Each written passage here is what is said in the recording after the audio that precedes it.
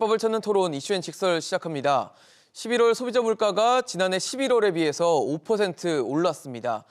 상승률로 봤을 때는 지난 4월 이후 가장 낮은 수치가 나오면서 인플레이션 정점에 대한 기대감이 커지고 있는데요. 하지만 유례없는 고물가와 또 이에 대응하기 위한 고금리 상황이 계속되면서 우리 경제가 위축될 조짐을 보이고 있습니다. 정부와 한국은행은 걱정하지 말라고는 하지만 고물가 그리고 저성장의 포문에서 우려도 커지고 있는 상황입니다. 위기감이 짙게 깔려 있는 우리 경제 과연 어떻게 하면 잘 헤쳐나갈 수 있을지 지금부터 이야기 나눠보겠습니다. 오늘 함께해 주실 세 분 소개하겠습니다. 인하대 글로벌금융학과 이민환 교수, 가톨릭대 경제학부 양준석 교수, 서울시립대 경제학부 성한경 교수 나오셨습니다. 어서 오십시오. 안녕하세요. 안녕하십니까. 네, 제가 앞서 오프닝을 통해서 말씀을 좀 드리긴 했는데 11월 소비자 물가 지수가 발표가 됐습니다. 1년 전에 비해서 5% 상승한 수치가 나왔는데요. 저희 지금 화면에 보여드리는 것처럼 최근에 상황들은 한 6%에서 5% 중후반대를 기록했던 것과 비교하면 분명히 좀 꺾이는 분위기는 있는데 이 교수님, 이거를 우리가 정점이 꺾였다라고 판단할 수 있을지가 저는 좀 궁금해 보이거든요. 어떻게 보십니까? 네, 그럴 가능성은 있다고 저는 생각하는데요. 10월 소비자 물가 지수가 5.7%를 기록했고 11월 달에 5.0%입니다. 물론 이제 전년 동월 대비해서 작년 소비자 물가 지수가 3.7%입니다. 작년에는 이례적으로 높았습니다. 이렇게 채소 가격이 상승하고 유가가 올랐기 때문에 그래서 기저 효과 때문에 이렇게 낮아진 것이 아닌가 그런 관측들도 있는데요. 전 세계적으로 물가를 살펴보면 10월 달이 정점이라는 그런 견해들이 많이 있습니다. 그래서 이 금리 측면을 보면 상당한 인플레이션 압력에 의해서 미국을 비롯한 전 세계 여러 국가들이 선진국들이 금리를 인상하고 있는데 거기에 대응해서 우리나라도 금리를 올렸고 그러한 효과들이 서서히 나타나고 있는 것이 아닌가 그런 생각이 들고요. 그래서 물가가 더 이상 올라가는 것은 좀 어렵지 않겠나 그런 생각은 드는데 그렇다고 해서 갑자기 물가가 옛날처럼 저물가 시대로 접어드냐는 그건 아니고요. 이러한 물가 수준이 상당 기간 좀 지속될 것이 아닌가 그런 생각은 듭니다. 그러면은 지금 5%까지 왔잖아요. 네. 그럼 한 4%대로 유지가 되는 그런 상황일까요? 그 정도로 전 생각하고 있습니다. 어떻게 보세요, 교수님은?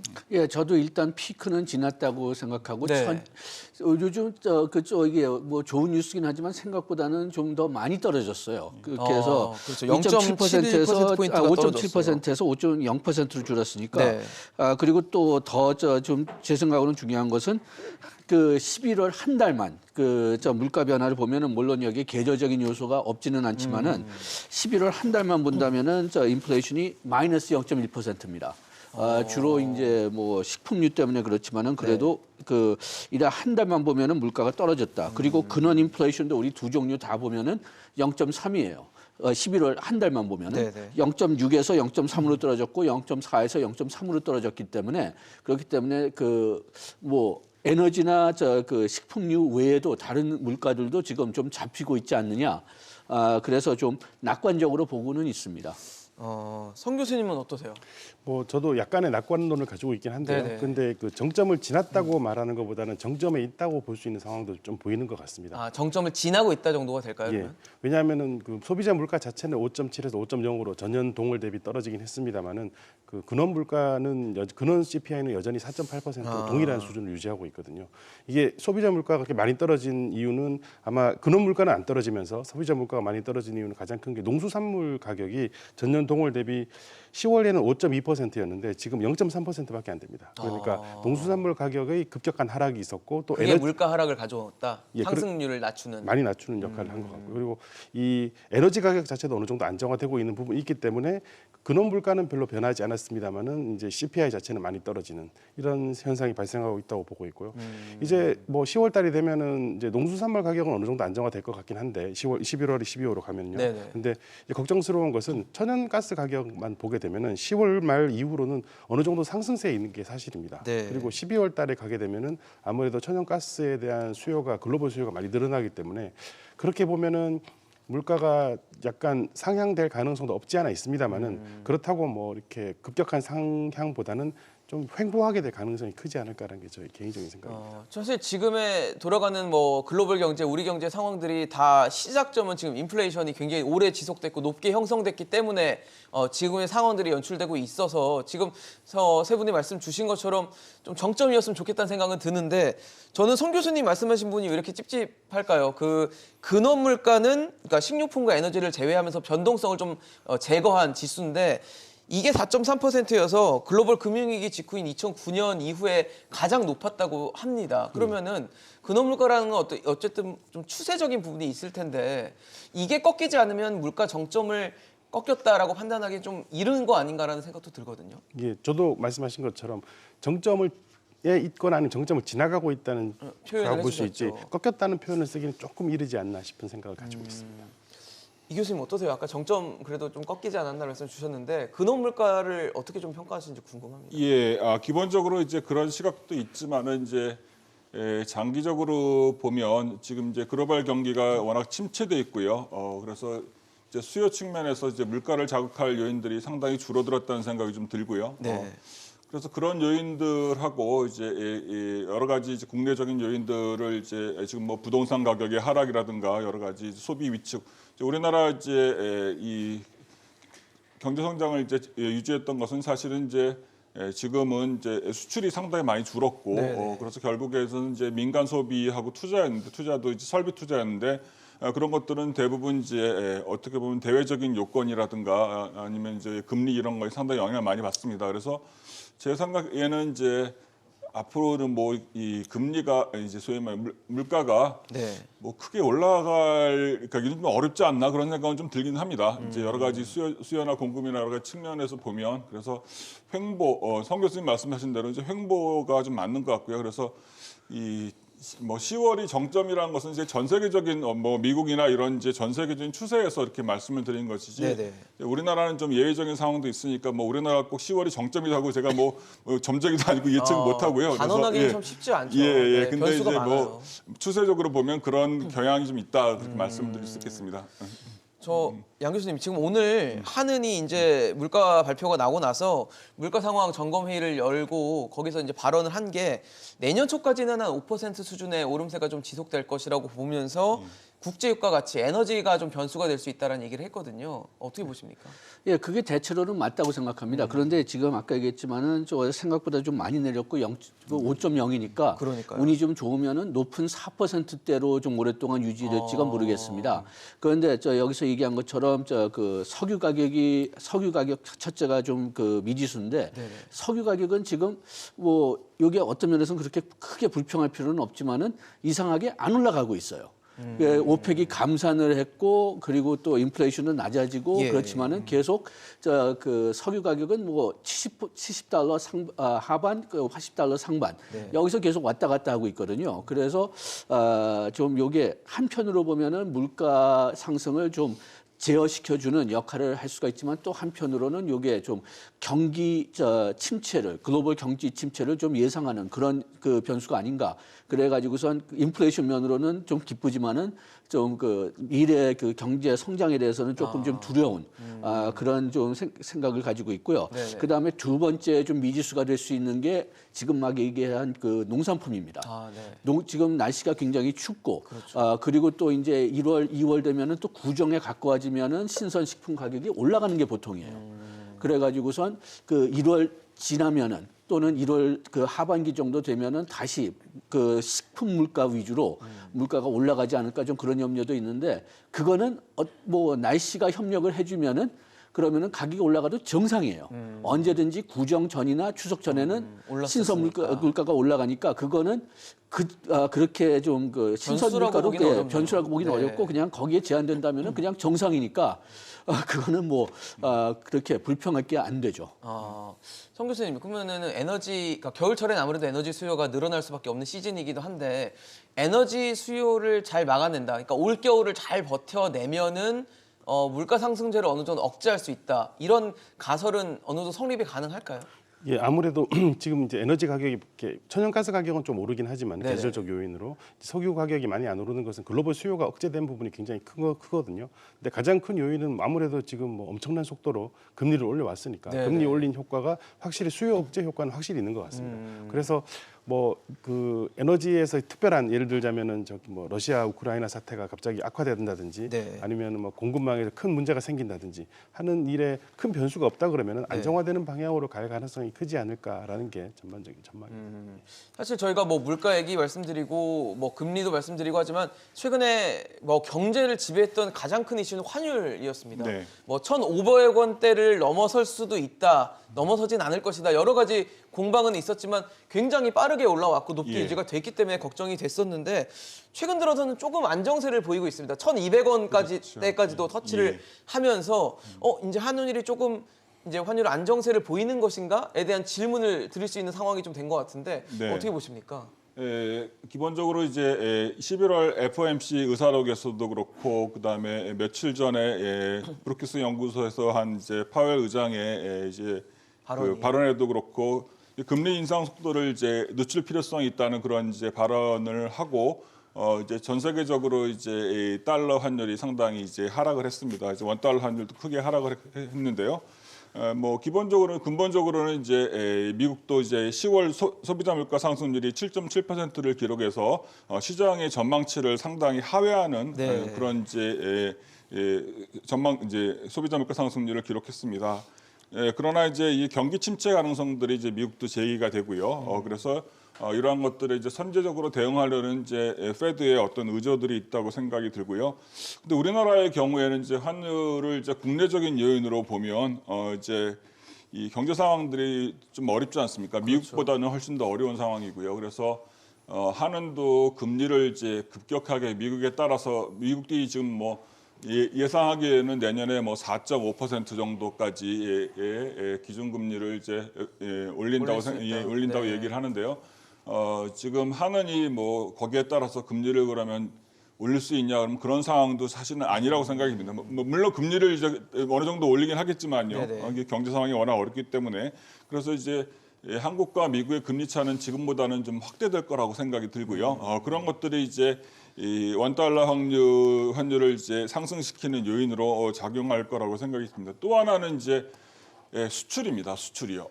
내년에도 올해와 같이 이제 수출이 그렇게 회복될 기미가 보이지 않는다고 하면 이 달러의 공급이라든가 외화의 공급들이 사실 이제 제한적으로밖에 이루어질 수가 없고 그런 상황에서는 이제 이 원달러 환율의 이제 이 하락 압력을 억제하는 그런 이제 요인으로 작용할 것으로 보입니다. 그래서 뭐 1,500원 뭐 제가까지는 모르더라도 사실은 이제 어느 정도 뭐 1,300원에서 1,400원 사이에서 네네. 어느 정도 안정을 찾지 않을까 저는 그렇게 생각을 합니다. 뭐 정확히는 잘 뭐 예측을 못 하겠지만요.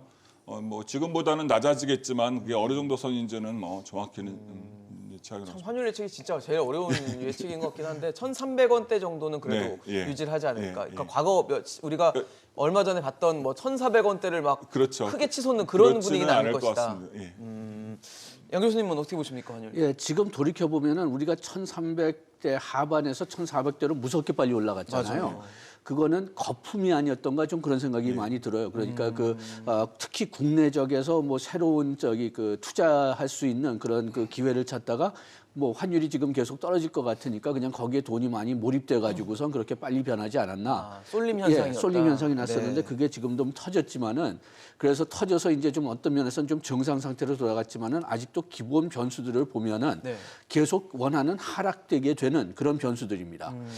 지금 그 1,300대 1이라면은 이게 한 7월 수준으로 돌아간 건데 7월에는 우리나라하고 미국의 금리 차가 없었어요. 1.75. 그런데 지금은 금리 차가 한 1% 포인트고 네. 그다음에 이번에 연준이 50 베이시스 포인트 올릴 걸로 예상하니까 1.5가 되거든요. 그러니까 지금 기본 변수를 보면은 계속 약화될 그런 분위기입니다. 네. 그리고 또 지금 이 교수님이 말씀하셨지만은 무역 적자도 지금 계속 될 것이고, 그다음에 과거에는 금리 역전에도 원화가 오히려 강화된 적도 있긴 하지만 그거는 외국인 투자들이 많이 들어왔을 텐데 지금은 그렇게 많은 외국인 투자를 기대할 수가 없고, 그래가지고 계속 약화 추세로 갈 거지만은 그렇지만은 천천히 간다면은 뭐 그렇게 큰 문제는 없을 것 같고요. 그다음에 뭐 천천히 약화되니까 뭐 1,300대로 다시 돌아갈 거는 같지만은 1,400대까지는 가진 않을 것 같지만은 문제가 뭐냐? 지난번에 생겼던 것처럼 갑자기 뭐 미국에서 예상보다 뭐 금리를 더 빨리 올리겠다. 그런 뉴스가 나온다면 파월이 금리를 그렇게 빨리 올리지 않겠다고 얘기는 했지만은 또 요즘 나오는 신호는 그렇게 빨리 올리지는 않겠지만은 우리가 9월까지는 2023년에 금리를 한 번 올리겠다. 그런 신호를 보내줬다가 최근 한두 달 정도에는 그것보다 더 올리겠다. 그래서 최고 금리를 뭐 5.0에서 5.5 사이로 하겠다. 또 매파들은 7%까지 가야 되겠다. 그래서 그 속도는 더 느려지지만은 길이는 더 커질 수도 있고 금리도 더 높아질 수가 있단 말이에요.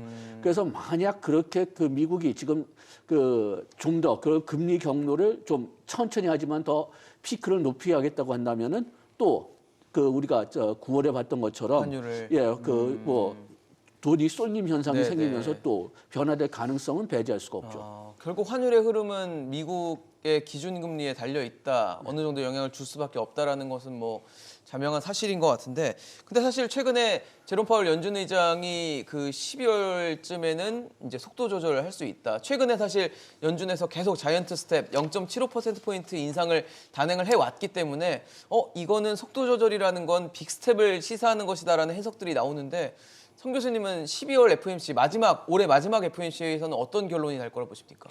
예, 지금 여러 가지 나오는 얘기로는 빅스텝으로 가는 것은 확실한 것 같은데요. 그래요? 근데 이게 조금 최근에 나오는 얘기랑 잘 생각을 해봐야 되는 건 몇 달 전에 나왔던 얘기에서도 빅스텝을 간다는 얘기는 이미 확정적이었습니다. 그러니까 마치 이게 새로 나온 얘기인 것처럼 최근에 나오지만은 몇 달 전에 점도표를 찍었을 때를 봤을 때 보면은 지금까지 이제 자이언트 스텝을 4번 하고 마지막에 빅스텝을 하는 걸 전제로 이제 점도표가 찍혀 있었거든요. 그러니까 지금 빅스텝을 한다는 것은 이미 어느 정도 정해진 수순으로 지금 보는 게 맞을 것 같고요. 그래서 뭐 이게 굉장히 바뀐 것이다라고 보는 것보다는 그건 아닌 것 같고. 근데 좀 더 제가 봤을 때 그렇게 보는 거는 이게 그때는 한 4.5% 정도에서 멈춘다는 그런 점도표상으로는 그랬었는데 지금은 뭐 아주 어떤 분은 7%라는 말도 안 되는 얘기를 하시는 분도 제임스 계시고, 블러드, 그 정도까지는 안 가겠지만은 한 5% 정도까지는 끌어올릴 수 있다는 것으로 봤으니까 오히려 몇 달 전에 비해서 끝나는 점에 대한 부분은 더 높아진 부분도 있는 것 같아요. 그래서 지금 상황에서 그냥 이제 전반적인 추세가 약간 완화적인 가는 추세를 그냥 따라가고 있는 것이지 결코 몇 달 전에 비해서 완화적인 통화 정책을 하겠다는 시그널을 보낸 것은 아닌 것 같다고 저는 분명히 말씀드릴 수 있을 것 같습니다. 그러니까 지금 사실 시장에서는 파월 연준 의장의 브루킹스 연구소 발언에서 속도 조절에 시장이 굉장히 환호하는 모습을 보였는데 사실 예고가 돼 있던 우리가 원래 예정된 시나리오대로 가고 있다는 말씀이시네요. 예, 그렇습니다. 이미 그거는 몇 달 전에 있었던 얘기고 정말로. 그리고 오히려 저는 더 안 좋은 거는 더 높게 마지막 최종 금리는 더 높을 것이라 예상을 했다는 거잖아요. 그리고 또 많은 분들이 이제 조금 완화적인 발언 같은 것이 나오게 될 때면은 연준의 이사분들이 중간에 나와서 꼭 하는 얘기는 결코 완화할 생각은 없다. 우리는 뭐 인플레이션을 꼭 잡겠다라는 굳은 의지를 굳게 지금 보여주고 있거든요. 그 얘기는 이게 시장에 보내는 시그널은 현재 상황 우리의 결의를 이렇게 작게 보지 말아라라는 생각이 있는 것 같아요. 그러니까 섣불리 너무 완화한다는 모습을 보이는 건 다르지만 다만 달라진 점이라 그러면 이제 그 추세를 따라가고 있으면서 점점 추세에 맞춰서 봤을 때 어느 정도 지점에서 끝날 수 있겠다라는 어떤 그런 시그널은 좀 보내고 있는 것 같아요. 터널의 끝이 이제 터널의 끝은 볼 수 있는 거죠. 시간이 지났으니까요. 그렇죠. 이 교수님은 어떠십니까? 연준 12월에 어떤 결정을 할까요? 예, 12월에 저도 뭐 의견은 공감합니다. 0.5%포인트 정도 이제 기존의 어떤 이제 생각대로 올릴 거라고 생각이 드는데요. 이제 정점이 어떻게 될 거냐는 것은 사실 좀 예측하기 좀 어렵고 미국 경제 상황이 사실은 이제 이 물가 상승률이 어느 정도 잡혔다고 하고 지금 이제 특히 이제 실업 같은 것들이 상당히 실업률이 낮기 때문에 경제가 지금은 이제 어떻게 보면 펀더멘털이 괜찮다고 생각을 하지만 또 이제 내년에는 이제 전 세계적으로 경기 침체가 올 거라고 예상을 하고요. 그래서 거기에 대한 대비하는 차원에서 금리에 대한 어떤 이제 뭐 전체적인 이제 속도 조절은 좀 할 것 같습니다. 그것들이 이제 아까 말씀드리면 이제 뭐 9월에까지 이제 금리 어떤 이제 플랜을 짰다고 하면 그것들을 이제 1년 전체 2023년 1년을 통해서 이제 어떤 이제 통화 정책을 세우는 그런 이제 방향으로 좀 전환을 하지 않을까 그런 생각도 들고요. 그래서 이제 어떤 이제 아까 말씀드린 대로 경제 상황이나 이런 이제 전 세계적인 상황들을 봐가면서 예. 금리를 좀 조절하지 않을까 그런 생각들은 좀 듭니다. 양 교수님, 그러면은 지금 사실 속도 조절을 하겠다는 거는 보폭을 그동안 넓혔던 볼폭을 조금 좁히겠다는 얘기인데 최종 목적지를 더 멀리 뒀단 말이에요. 만약 최종 금리를 이제 멀리 뒀다는 얘기는 그만큼 오래 금리 인상을 할 수 있다라고 저희가 해석을 해야 되나요? 그렇죠. 그러니까 지금 원래 그 9월에 전표가 처음 나왔을 때는 2023년에 한 번 정도 올리고 끝내겠다. 그리고 시장에서 예측은 요게 1분기 될 수 있으면 일찍 할 거다. 그렇게 봤는데 지금 5%로 올린다면은 네네. 그러면은 뭐 1, 2, 3월 그리고 또 그 상반기까지 계속 올리겠다고 해석할 수가 있거든요. 뭐 매달 올리지는 않을 수가 있어도 그러더라도, 그래도 한 상반기 정도까지는 네네. 올리겠다. 그리고 아직까지 좀 그 속도가 둔화됐긴 했지만은 그렇지만은 미국 그 노동 시장은 아직까지도 무섭게 강합니다. 지금 그 일자리 그 숫자 그 일자리 숫자를 보면 네, 아직도 비농업 일자리도. 굉장히 네. 그 공일자리가 높고 네. 그다음에 이게 2019년 팬데믹 전보다도 높아요. 굉장히 아직까지. 강하게 지금 예, 가고 그 있군요. 숫자가 지금 줄어들고는 있지만은 그래도 2019년까지는 강하니까 그리고 또 임금 상승률도 인플레이션까지는 못 미치지만은 그렇지만은 그 연준이 2%를 목적으로 한다면 아직도 무섭게 높거든요. 그렇기 때문에 금리를 계속 올리고 그 일단 봤을 때는 최소한도 5%는 올릴 것 같고 그 이상으로 올릴 것도 지금 배제할 수가 없는데 만약 5% 이상으로 올린다면은 하반기에도 올릴 가능성이 좀 있다고 봅니다. 5% 이상으로 올린다면. 근데 사실 연준의 금리 결정은 또 우리 한국은행 금융통화위원회 결정과도 또 무관하지 않기 때문에 우리는 과연 어떤 스탠스를 취할까? 우리는 이제 올해는 사실 이제 장사를 접었는데 내년 1월에 또 금리 인상의 기회가 있기 때문에 과연 12월 FOMC 회의 결과를 본 한국은행은 어떤 스탠스로 앞으로 갈 거라 보십니까? 아무래도 이제 12월 달에는 이제 빅스텝을 하게 된다 그러면 하는 입장에서는 내년에도 이제 금리 인상을 안 할 수는 없을 것 같아요. 하지만은 이제 과거처럼 높은 빅스텝을 한다거나 이런 거는 없을 것이고 이제 베이비 스텝 형태로 갈 가능성이 크고요. 예. 뭐 지속적인 그렇지만 계속 미국의 상황을 볼 것이고 이제 중요하게 보게 되는 것은 1월 이제 13일 날 우리가 통화 정책을 그 FOMC 이제 한국은행 금융통화위원회 금통위를 새로 하거든요. 예. 그러면 그 전에 발표되는 것이 12월 달에 미국의 그 물가 상승률도 그 전에 볼 수 있고 그렇네요. 그다음에 우리나라 이제 12월 달에 물가 상승률을 보게 되니까 그렇네요. 그 두 가지를 보게 되면서 이제 추세를 보고 아마 1월 달에서 의사 결정을 할 가능성이 굉장히 클 것 같은데 저는 개인적으로 한번 쉬어갈 가능성도 있다고 생각합니다. 동결로 묶고 한번 가는 걸요? 왜냐하면 지금까지 6번 내내 달려왔기 때문에 아마 뭐 국내에 계신 분들 입장에서는 이제 좀 한번 쉬어야 되는 거 아니냐라는 이런 너무 좀 힘들긴 했죠. 피로감을 금리 호소할 인상에 수도 대해서. 있고요. 그리고 아직까지도 여전히 그 단기 자금 시장에서 이렇게 금융 상황이 썩 좋은 편은 아니거든요. 네네. 그런 것에 대한 어떤 이유도 나올 수도 있고 그렇기 때문에 쉬어갈 가능성도 배제할 수는 없습니다만은 근데 아마도 약간 베이비 스텝을 할 가능성이 좀 더 크지 않을까. 1월에는요? 1월에는 그렇게 생각하고 있습니다. 이 교수님 어떠세요? 지금 연준은 예. 속도 조절은 하지만 최종 목적지는 좀 더 멀리 두고 있다면 네. 한국은행은 과연 어떨 것인가 또 궁금해지는 지점이거든요. 저도 한국은행도 비슷한 스탠스를 취하리라고 생각이 드는데요. 기본적으로 한국은행 법에 나온 것처럼 한은의 금융정책의 목표는 물가 안정이거든요. 물가 안정이 이창현 총재도 말씀하신 것처럼 이제 물가 안정이 확실하게 잡혔다고 잡혔다고 생각이 들기 네네. 전까지는 어느 정도 금리를 통해서 이제 물가를 잡으려는 그런 시도들을 할 것 같고요. 그래서 지금 경기가 침체되어 있어서 이제 한은의 어떤 금리 인상에 대해서 우려를 하는 목소리가 나오는데 사실은 이제 그것들은 뭐 한은이 할 정책들은 아니고요. 그거는 이제 기재부라든가 이런 이제 정부에서. 다른 이제 정부 네. 행정부에서 다른 이제 재정 정책이나 이런 정책을 통해서 수행을 할 문제지. 한은은 뭐 일단은 이제 물가를 잡는 것이 가장 급선무입니다. 예, 그래서 물가가 확실히 잡혔다고 생각이 들기 전까지는 어느 정도 금리의 스탠스를 유지할 것 같은 저는 생각은 듭니다. 이 교수님 근데 지금 이창용 총재는 부동산 시장 연착륙을 위해서 연 3.5% 안팎에서 기준금리 인상을 마치기를 희망한다라고 예, 하겠습니다. 물론 희망한다는 표현을 썼기 때문에 이걸 네. 뭐 이렇게 하겠다는 것까지는 아니지만 어느 정도 시장에는 시그널을 줬다라는 해석들도 있거든요. 그러니까 이제 그런 것들이 이제 한은의 목표를 보면 기본적으로 이제 물가 안정하고 이제 금융 안정에 이제 방점이 찍혀 있죠. 그렇죠. 금융 안정에 유의한다는 그런 이제 내용들이 있습니다. 그래서 이제 지금 뭐 최근에 어떤 이제 회사채 시장이라든가 이제 단기 그 금융 시장에서 이제 유동성 부족 문제들이 생기지 않았습니까? 그런 거에서 이제 한은이 이제 RP를 공급한 거와 비슷하게 기본적으로 이제 한은의 스탠스는 그렇습니다. 이제 가장 중요한 것은 부동산 시장도 사실은 그것들이 이제 금융 안정에 어떻게 영향을 미치는지 그것들이 이제 가장 중요한 팩터라고 생각이 들고요. 그래서 이제 그런 것들을 고려해 볼 때 이제 이창용 총재도 그런 의미에서 이제 부동산 시장을 말씀하신 것이라고 생각이 들고요. 직접적으로 이제 경기에 대해서 언급을 하고 그런 것은 저는 아니라고 생각이 듭니다.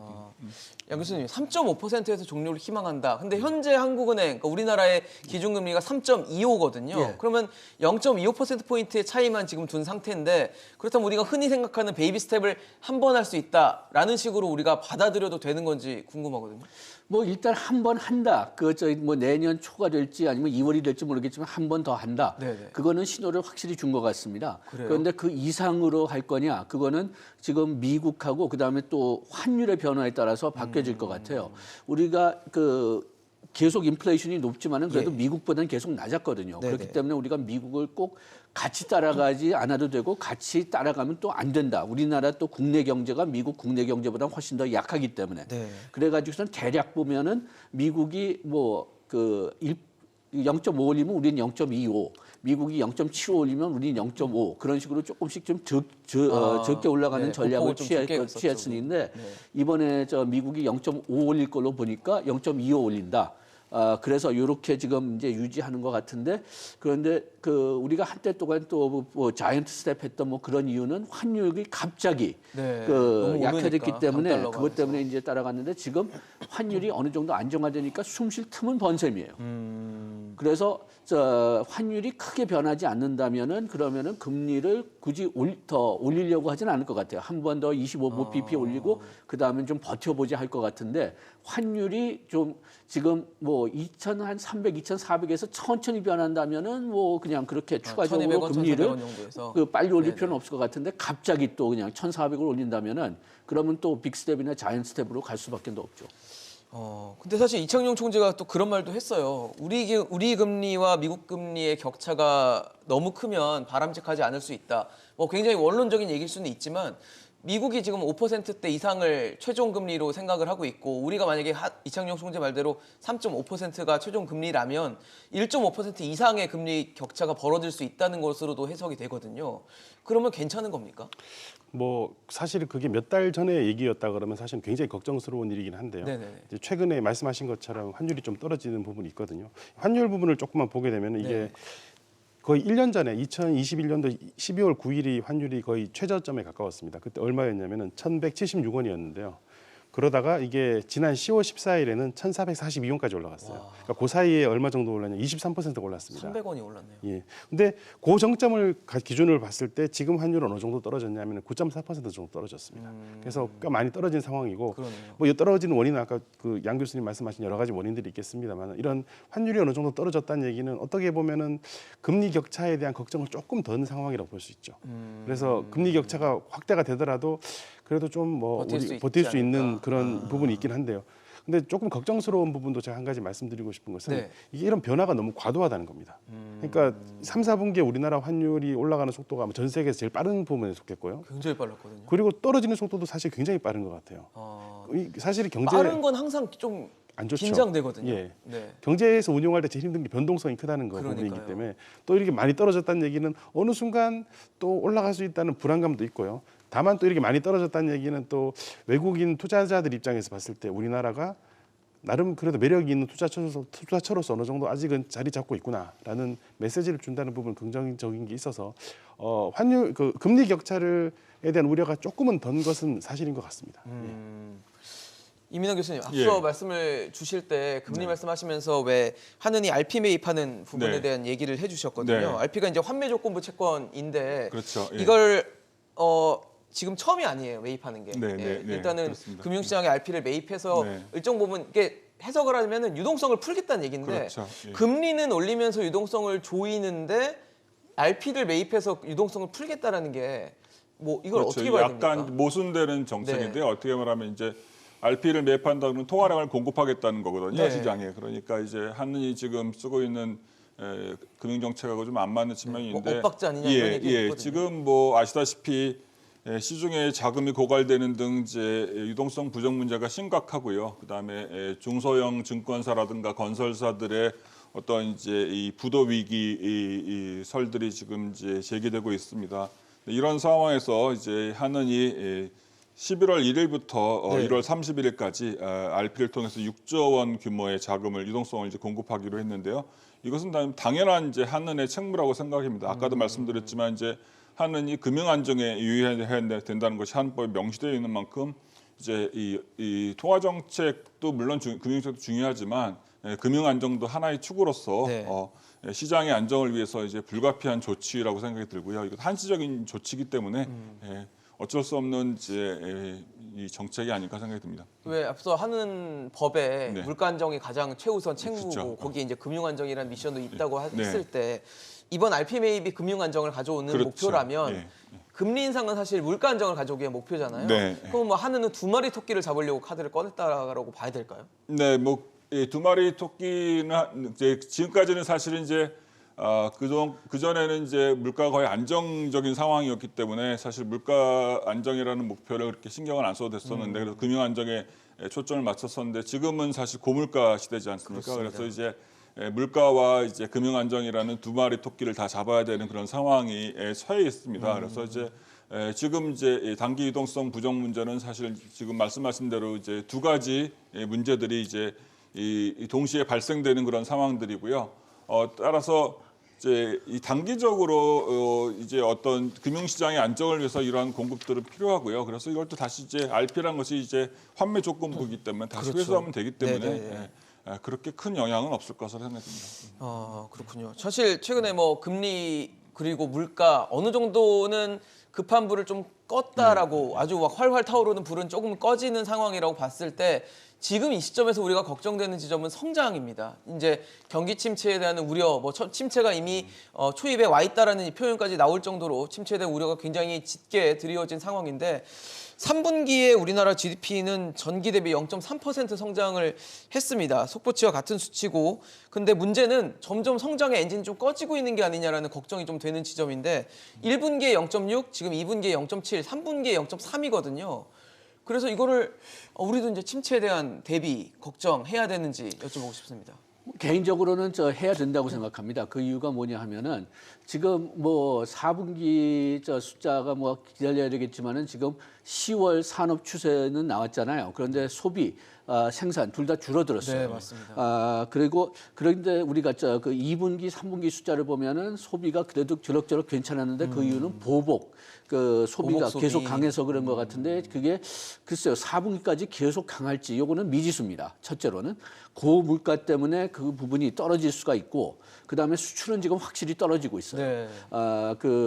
그래서 생산의 원동력이 좀 낮아질 수가 있는데 그래서 마이너스까지 갈 거냐 그거는 뭐 아직까지는 봐야 되겠지만은 마이너스가 나올 가능성을 배제할 수는 없다고 봅니다. 4분기 소비가 안 좋으면 4분기 GDP 역성장할 수 있다. 이거는 어떻게 네. 전제로 보십니까?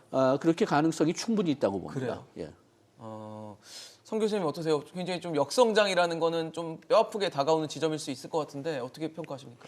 저는 역성장까지 갈지는 좀 의문이긴 합니다만은 좀 이렇게 성장률이 낮아질 가능성은 조금 있다고 생각을 합니다. 왜냐하면은 3, 4분기 때 보면은 이제 순수출이 좀 감소했었고요. 네. 대신에 많이 늘어났던 것은 설비 투자라든지 지식 재산 생산물 투자라든지 아니면 민간 소비가 늘어나가지고 그걸 성장률을 견인을 했었거든요.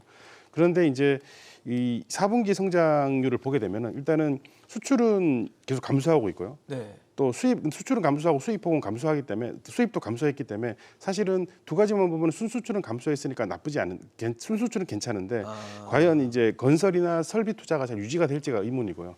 이게 왜냐하면 최근에 화물 파업 이런 사태 같은 것도 있어서 약간 내부적으로 공급망 문제가 좀 발생한 것도 보이고 또 레고랜드 사태 이후로 자금 경색 문제가 있으니까 이런 투자 부분에서의 아마 좀 부진이 저는 네. 좀 드러날 가능성이 꽤 크다고 생각을 하고요. 그렇게 되면은 그런 영향으로 인해서 GDP 자체가 좀 낮아질 가능성은 네네. 있다고 생각하는데 하지만 역성장까지는 아닐 것이다. 잘 모르겠습니다. 근데 순수출이라는 게 사실 수출에서 수입을 빼잖아요. 그쵸, 예. 그래서 이제 그 계산을 하는 건데 예. 수출이 줄었는데 수입도 줄었으니까 순수출이 그렇게 나빠지진 않았을 것이다라는 게 예. 괜찮은 건가요? 다 나빠졌다는 얘기잖아요. 결과적으로. 사실은 뭐 그거를 이제 우리가 안 좋게 생각하는 부분도 있긴 합니다만은 수치적으로 봤을 때는 수입이 더 많이 줄었기 때문에 네네네. 일단은 뭐 그 GDP 성장에 네거티브한 영향을 주진 않는다는 정도라고 말씀드릴 수 있고. 그 정도 수준이다. 예. 근데 말씀하신 것처럼 이게 두 가지가 다 낮아진다는 것은 사실 좋은 것은 그러니까 아닙니다. 경제가 안 돌아간다는 얘기가 될 수도 있잖아요. 두 가지 다 높아지는 것이 사실 바람직한 일이고 그게 더 우리나라 경제가 커지는 부분이기 때문에 안 좋긴 한데 어쨌든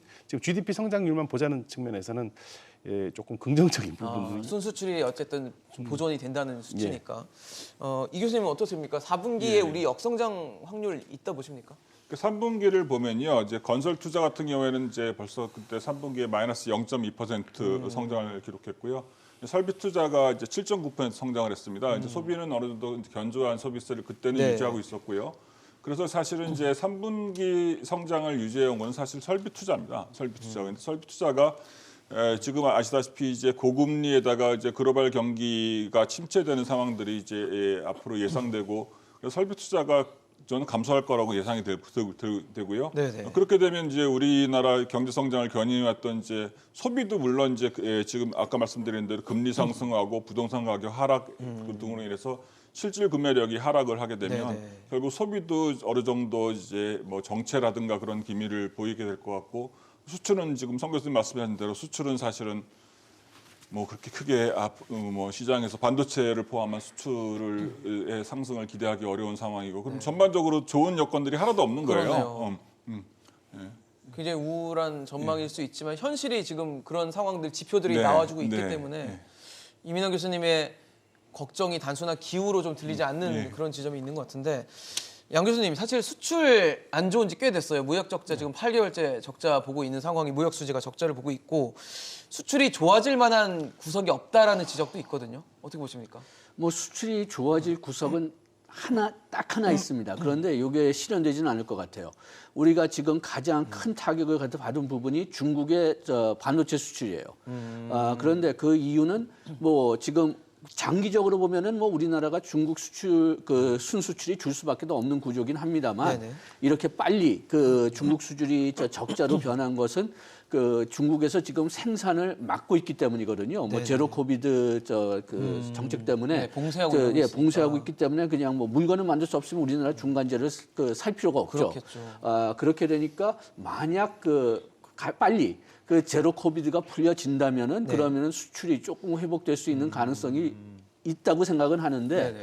그런데 중국이 빨리 제로 코비드를 거두지는 않을 것 같네요. 그래요. 사실 이창용 총재도 그 부분에 대한 얘기를 했었거든요. 중국이 내년에 제로 코로나 정책을 종료하고 이제 어떻게 보면 일상 회복을 시작을 하면 우리나라가 이제 반사 효과를 볼 수 있다라는 게 이창용 총재의 얘기였는데 어떻게 보십니까? 이게 변수가 작동하지 않으면 우리는 계속 수출은 나쁠 거고 이 변수가 작동이 되면 우리한테 좀 긍정적 영향이 있다. 맞을까요? 뭐 일정 부분 맞는 얘기인 것 같습니다. 왜냐하면 지금 현재 중국이 안 되면 우리가 사는 대체제를 대체지를 찾으면 좋거든요. 그러니까요. 이제 많이 떠올랐던 대체지가 어디냐면은 동남아인데 그 동남아에 대한 수출이 그럼 좋아졌느냐 그러면은 사실은 동남아에 대한 수출도 13.9% 즉 아세안 국가들의 수출이 13.9% 감소한 상황입니다. 줄었어요. 예, 뭐 중국만큼은 아닙니다만은 네네. 그 아세안 국가에 대한 수출도 감소했기 때문에 그러니까 대체할 수 있을까에 대한 의문이 드는 거네요. 의문이 드는 것이죠. 그래서 중국이 이제 대체할 수 있는 곳이 있으면은 중국이 굳이 좋아지지 않아도 우리가 빠르게 그렇죠. 다른 대체지를 데로 찾아갈 수 찾으면 있는데 되는데. 그만큼의 그거는 되지 않으니까 이창용 총재님 말씀대로 중국이 좀 좋아지면 확실히 우리나라 수출 부분에서는 그 큰 효과가 있을 것이고요. 실제로 뭐 우리나라가 중국에 의존하는 부분이 굉장히 큽니다. 이제 맞습니다. 지금은 좀 달라졌지만 한 작년까지만 해도 대세계 수출에서 중국이 차지하는 비중이 어마어마하기 때문에 사실은 이게 지금 뭐 수출이 안 되는 건 거의 대부분 중국 요인으로 보는 게 맞을 것 같으니까. 반도체 계속 타격도 그렇고. 예, 그것도 당연히 그렇고요. 또 그 중국에 되지 않은 중국 경기 자체의 문제도 있고 네네. 중국에서 미국으로 가는 부분. 그러니까 네네. 중국과 미국 요즘 갈등이 심하기 때문에 네네. 그 부분도 좀 막혀 있고요. 두 가지 다 지금 영향을 줘서 우리나라 수출이 잘 안 되고 있는 부분이 기본적으로 이게 보시면 우리가 그동안 중국에서 주된 수출 품목인 자동차, 뭐 휴대폰, 화장품 하나도 안 팔리지 않습니까? 맞아요. 마켓시가 1%예요, 1% 지금요. 중국 그 시장에요. 정도예요? 예. 그러니까 이제 중국 사람들이 우리나라 제품들을 이제 안 산다는 것이죠. 이제 중간재 네. 부분들도 있었는데 중간재 부분들도 사실 이제는 중국에서 거의 대체를 하고 있는 상황들입니다. 그러니까 이제 지금 성 교수님 말씀하신 대로 이제 새로운 시장으로 동남아시아를 얘기하는데 동남아시아가 받쳐주지 않고 그다음에 수출할 데는 없고 지금 어떻게 보면 이제 진퇴양난 상황이에요. 네, 미국도 IRA를 통해서 자국 보호주의를 네, 이제 강화하고 채택하고 있고. 있고 네. 그러니까 이제 수출할 곳은 없고 정말 어려운 상황들이 이제 계속 닥치고 있는 것이죠. 그럼 이쯤 되면은 그런 걱정을 할 수 있을 것 같아요. 앞서 저희가 말씀드린 물가 수준은 당분간은 뭐 낮아지고는 있지만 아직도 유효하게 좀 높아지고 있는 높은 상황을 유지할 수밖에 없는 상황이고 경기는 뭐 수출 부진, 소비 부진 때문에 GDP 성장률이 점점 둔화가 된다면 우리가 저성장 고물가로 대변되는 스태그플레이션에 대한 우려를 해야 되는 것인가에 대한 질문을 드릴 수 있을 것 같거든요. 우리나라에서 스태그플레이션이 있느냐 없느냐 그러면은 언제든지 문제가 되는 게 우리나라 경기 침체에 대해서 제대로 된 정의가 없어요. 이게 침체다라는. 예, 미국에서도 미국에서는 그냥 그 NBER에 있는 어떤 위원회가 그냥 정하지만은 네네. 그래도 뭐 2분기 동안 계속 적자 역성장을. 성장을 하면은 네. 그냥 뭐 그 침체로 받아들이는데. 네. 우리나라는 그렇게 생각한다면은 1965년서부터 지금까지 뭐 한 침체가 4번밖에 이루어진 적이 없어요. 그래가지고선 좀 어떻게 본다면은 그러면은 잠재 성장률보다 낮은 성장률이 나오면 요거 침체라고 부르자 그렇게 할 수도 있는데 잠재 성장률이 한 2% 정도 되죠. 2% 한 2.5%가 안 되거든요. 그러니까 잠재 성장률을 해도 네. 그렇게 잘 보이지가 않습니다. 그렇기 때문에 이게 스태그플레이션, 그 기술적으로 얘기한다면 스태그플레이션이 있느냐 없느냐 판단하기가 굉장히 어려운데 확실한 거는 어렵다는 거예요.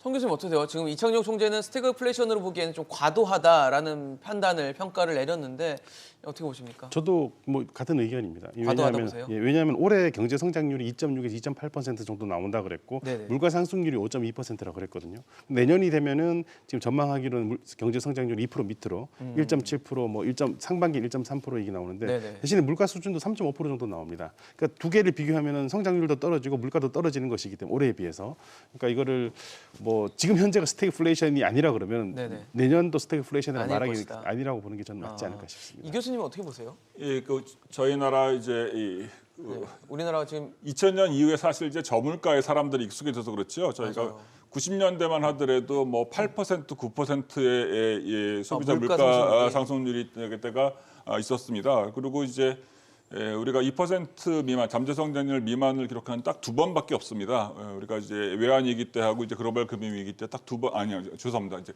글로벌 금융위기 때 하고 이제 얼마 전에 코로나 때 딱 2번밖에 없습니다. 그만큼 사실 이제 이 경기를 불황으로 판단하기가 참 어렵다는 생각이 들고요. 그다음에 이제 이 두 개가 겹쳐야 되는데 사실은 이제 성장은 안 되고 그렇죠. 물가는 높게 형성되고. 인플레이션이 일어나야 되고 그 인플레이션을 어디가 인플레이션이 이제 정말 스태그플레이션을 정할 만한 인플레이션이라는 걸 정의하기가 좀 그것도 좀 애매모호하고 그 두 개를 이제 결합해서 이제 그것들을 결합해서 우리가 스태그플레이션을 말하기가 타당한지 거기에 대해서는 저는 의문을 갖고 있습니다. 그러니까 우리가 네. 진짜 그 걱정해야 될 것은 장기적으로 잠재 성장률이 계속 줄어든다는 거예요. 지금 잠재 성장률이 하도 낮기 때문에 잠재 성장률을 해도 침체처럼 보여요. 잠재 성장률 자체가 낮다라는 그렇죠. 그런 지적까지 해주셨습니다. 일단 소비자 물가 지수 11월 지표가 뭐 생각보다는 낮은 폭으로 나오면서 이제 정점에 대한 의문 그리고 이제 터널이 보이는 것이에 대한 희망을 좀 갖게 하고 있는 상황이긴 한데 이제는 성장 그리고 침체에 대한 걱정을 해야 될 때가 된 것 같습니다. 우리 경제가 지나치게 침체되지 않고 고물가를 잡으면서 또 금리도 안정할 수 있는 그런 시기를 저희도 지켜보고 바라보도록 하겠습니다. 오늘 이민환 교수, 양준석 교수, 성한경 교수와 함께했습니다. 이슈앤직스로 오늘 준비한 소식은 여기까지입니다. 지금까지 함께해 주신 여러분 고맙습니다.